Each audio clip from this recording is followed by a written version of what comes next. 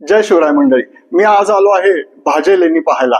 भाजे लेण्यांचं आणखी एक खास वैशिष्ट्य म्हणजे इथली सूर्य गुफा, जिथे मी आता उभा आहे. सूर्य गुफेला बाहेर व्हरांडा आहे, तर आतमध्ये दालन आणि काही खोल्या आहेत. दालन आणि खोल्या सध्या बंद आहेत, परंतु या व्हरांड्यामध्ये शिल्पकृतींचा खच पडलेला आहे. पाहूया. तर इथलं सर्वात प्रसिद्ध आहे सूर्य लेणं.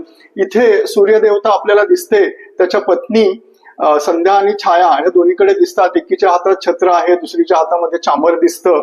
त्यांना 4 अश्वाच्या रथावरती हा सूर्यदेवता आरूढ आहे आणि त्यांच्या पायाखाली हे असुर त्यांच्या पायाखाली तुडवले गेलेले दिसतात आहे. राक्षस आहे, त्याचा बारकावा बघा, त्याचे पाय उलटे या ठिकाणी दाखवलेले आहेत.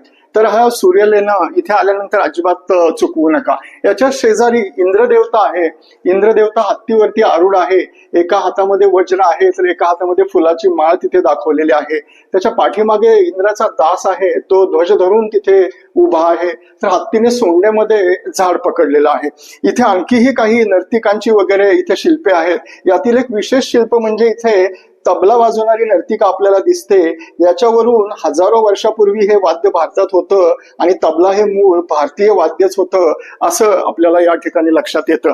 असं शस्त्रधारी द्वारपाल म्हणा, अनेक स्तूपांचे म्हणा, इथे अक्षरशः खच आहे. जेव्हा कधी भाजे लेण्यांना भेट द्याल तेव्हा हे सूर्य लेणं विसरू नका. जय शिवराय.